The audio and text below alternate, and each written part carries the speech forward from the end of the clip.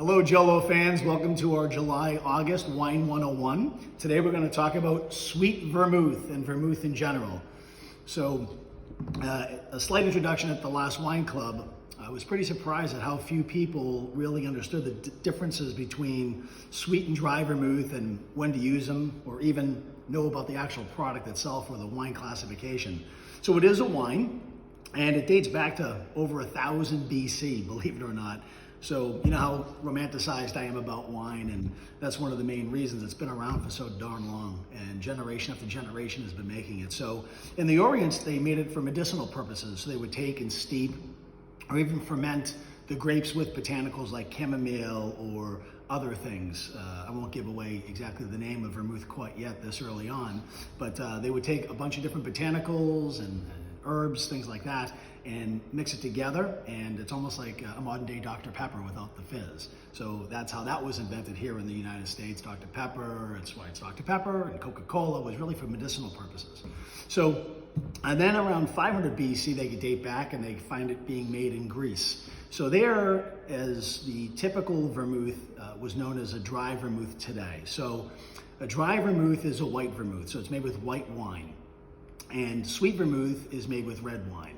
So there's a couple of different categories, of course, white and red, but now there's browns and there's rosés. So as anything else, all these new up-and-comers want to put their mark on things, and I'm more of a traditionalist, so I prefer white or red, but you will see varying degrees of white and red in that spectrum as you're looking for vermouths, but hopefully you look no further than this one.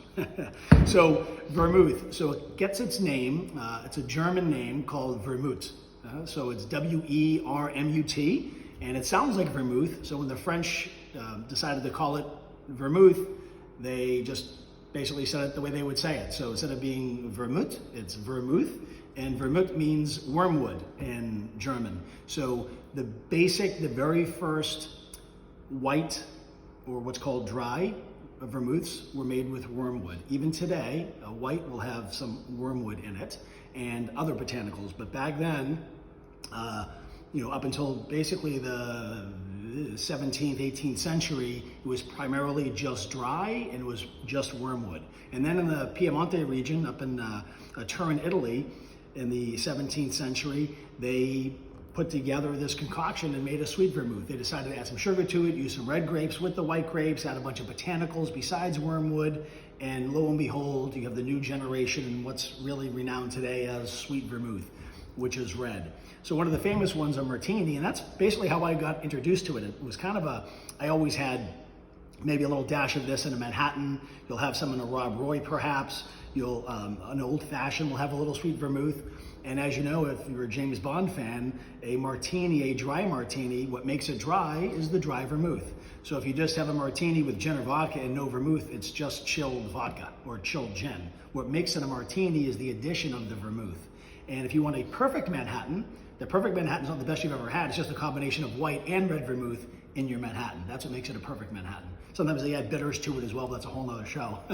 So anyway, I was on vacation in Burgundy, France with my wife, and we went to this beautiful place. It was an old castle, and only 4 or 5 rooms in the castle was recommended to us. So if you have a chance, you should definitely go and try it out. It's just so awesome. But anyway, so we sit there at the bar, and I'm like, I'm gonna have a drink before dinner. And my wife said, why don't you have a martini? I'm like, you know what? I'm gonna have a martini, I'm not driving. So I asked for a martini, and the bartender says, would you like a white or red one? I'm like, I've never had a red martini.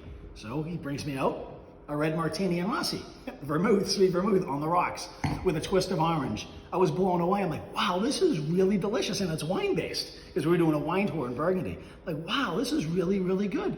So I sought out, and over the years, I've been buying the best sweet vermouths I can find anywhere in the world. So I drink these very often, maybe 2 or 3 of these a week. I love to have this on the back porch. Chilled is great. I think it actually adds a lot to the character of the wine because you get almost too much of a medicinal quality, in my opinion, more like a Ricola cough drop if it's too warm. So having it slightly chilled or even on the rocks, I think does it wonders. So I will serve this on the rocks at home with a rosemary sprig and a twist of orange. It's delicious. It's great with a cigar if you're a cigar lover. It's great after dinner, but it's more really known, the sweet vermouth, as an aperitif. So You'll get this in an Americano drink or the Negroni, or I like to make it at home with just a little bit of soda water. So maybe 3 ounces of this, maybe 1 ounce of soda water, and a twist of orange. So I made this, and I keep referring to orange, so I steeped this wine. This is primarily Zinfandel from the 2019 harvest, but being a sweet vermouth, it's its own classification. You can't treat it like a wine. The labeling is completely different under regulation. For one example, it has to be at least 16.5% alcohol to be a sweet vermouth. So a lot higher than wine. But so I steeped this this wine that I aged in barrels, went into a tank, and then we steeped it with botanicals, cardamom, bay leaves, juniper berries, Madagascar vanilla. And then obviously it's sweet, so you have to add sugar. So as you know, here at Jolo, we don't do anything the simple way.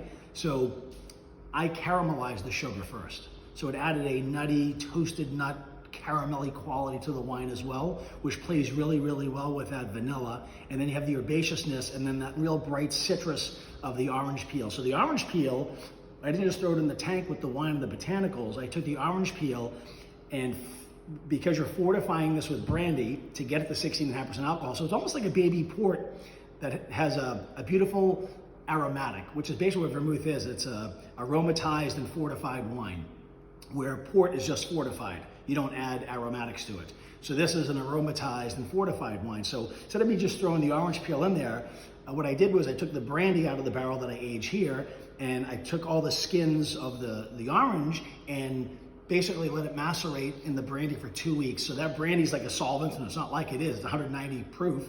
And then that basically extracted all the essential oils out of the orange, even the color. So it smelled like an orange orchard. It was incredible. And then you take that brandy and put it into the tank.